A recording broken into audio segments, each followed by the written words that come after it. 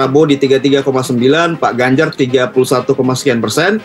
Kemudian Pak Anies sama Pak Ganjar juga selisihnya kurang lebih sekitar 9 sampai 10 poin. Artinya dengan posisi yang perbedaannya tidak terlalu signifikan, pasti faktor cawapres akan menjadi penting ya. Sehingga capres ataupun koalisi partai dalam menentukan cawapres pasti akan ada dilema antara memilih cawapres yang punya kontribusi elektoral ya dengan memilih cawapres yang punya potensi elektoral ya. Jadi ini dua hal yang berbeda ya. Yang kita maksud sebagai indeks cawapres itu lebih ke potensi elektoral ya, bukan posisi elektoral saat ini, karena tadi kami sebut di awal bahwa setelah kita uji ke-8 nama cawapres ini ke dalam simulasi pasangan, ternyata kontribusi hampir semua cawapres dalam elektoral pasangan capres itu tidak terlalu signifikan. Jadi tidak berbeda jauh antara simulasi personal dan simulasi pasangan. Sehingga saya kira itu yang berlangsung tuh. Pada akhirnya orang lihat bagaimana kelicikan Jokowi, kan akhirnya moral itu dihidupkan kembali. Justru karena Pak Jokowi melanggar segala macam etika publik kan. Kalau dia diam aja pro Prabowo aja udah beres kan. Tapi justru karena dia juga ragu apakah pro Prabowo itu bisa menyelamatkan dia. Padahal Pak Prabowo itu militer yang tahu bahwa ada etika untuk tidak mempersoalkan bosnya ketika lengser dalam proses politik. Demikian juga yang terjadi pada Pak Harto kan. Jadi Jokowi justru melihat dirinya itu bisa dikhianati oleh semua orang sehingga dia pasang tempat di mana-mana kan, nyuruh Erlangga supaya pastikan Ganjar masuk 22 putaran kan, itu kita bisa baca kan, walaupun kita nggak tahu apa yang terjadi di Golkar, tapi kira-kira begitu tuh Pak Erlangga, Anda pastikan dulu bahwa Ganjar itu masuk putaran kedua supaya nanti saya atur ya, atau Ganjar atau Prabowo, kan kebaca pikiran Jokowi. Puas dengan kinerja presiden itu tidak hanya mengarahkan dukungannya kepada Ganjar, tapi juga kepada Pak Prabowo, meskipun masih lebih banyak kepada Ganjar ya. Yang ketiga penurunan suara untuk Pak Ganjar yang terjadi pasca peristiwa kita gagal menjadi tuan rumah Piala Dunia U20 itu sudah mulai rebound untuk Pak Ganjar. Tapi reboundnya sampai pada level seperti Januari atau Februari 2023, sehingga ditambah dengan jadi para pemilih yang tadinya berpindah dari Pak Ganjar ke jadi tidak memilih atau menjadi undecided itu belum kembali ke Pak Ganjar, banyak yang pindah ke Pak Prabowo. Nah, akibatnya kemudian Pak Prabowo menjadi lebih unggul. Ditambah kemudian ada sedikit penurunan dari dukungan kepada Anies.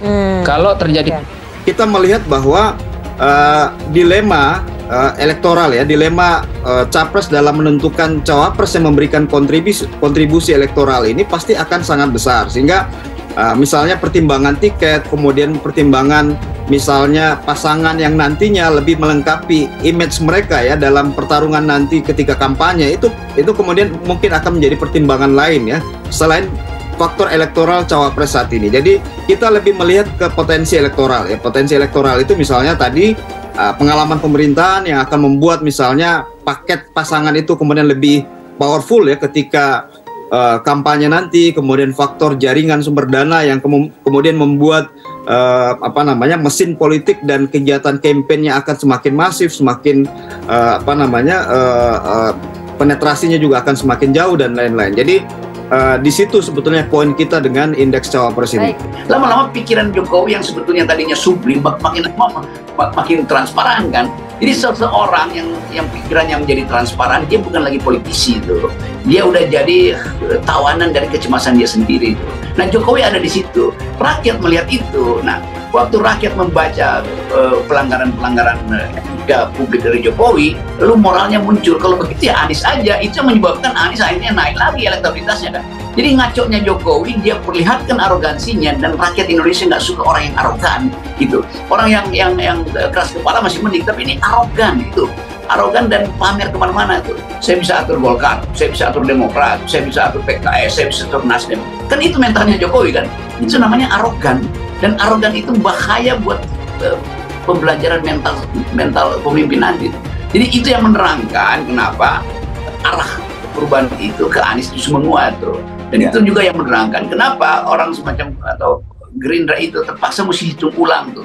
Mendukung kepada Anies biasanya itu berpindah kepada Prabowo karena kolom pilihan pemilih Prabowo dan Anies kan cenderung sama. Walhasil dari 3 atau 4 faktor itu Pak Prabowo cenderung unggul. Tapi dengan catatan ini, catatannya paling tinggi kan keunggulannya itu di 3 nama, 35,8 berbanding 32,2. Masih margin of error ya? Masih di dalam 2 kali margin of error. Sudah lebih dari margin of error 2 kali. Jadi belum signifikan banget. Menurut saya Bang Habib belum bisa tidur nyenyak itu. Kalau trennya bagaimana nih? Tren elektabilitas ketiga capres ini? Kalau tren elektabilitas Pak Ganjar dan Pak Prabowo sama.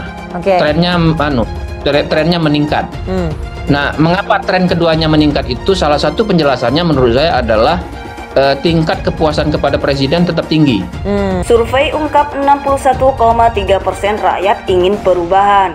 Anies harus hadapi 2 pertandingan. Dikutip dari Suara Liberté, pendiri lembaga survei kedai kopi Henry Satrio mengungkap hasil jajak pendapat di lembaganya yang menunjukkan bahwa lebih dari 50% rakyat menginginkan perubahan. Henry yang juga merupakan juru bicara Anies Baswedan mengatakan bahwa sebanyak 61,3% rakyat menginginkan adanya perubahan.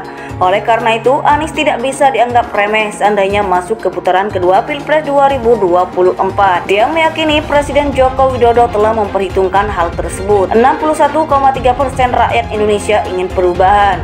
Jadi artinya tidak bisa dianggap remeh begitu head to head. Dan saya yakin sebetulnya Pak Jokowi juga sudah berhitung itu, ujar Henry di kanal YouTube Abraham Samad Speak Up dikutip Suara Liberté pada Jumat 28 Juli 2023. Selain itu, bisa dikatakan Anies menghadapi 2 pertandingan dalam pemilihan presiden Pilpres, yaitu sebelum dan setelah pendaftaran. Makanya Anies ini menghadapi 2 pertandingan penting dalam Pilpres ini.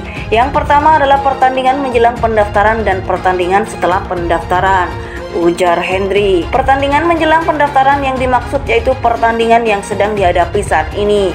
Contoh kecilnya terlihat dari sejumlah pihak yang tidak berani menyatakan kesiapannya menjadi calon wakil presiden Anies Baswedan. Sementara itu, kubu istana tampaknya tidak menyukai dengan wacana perubahan.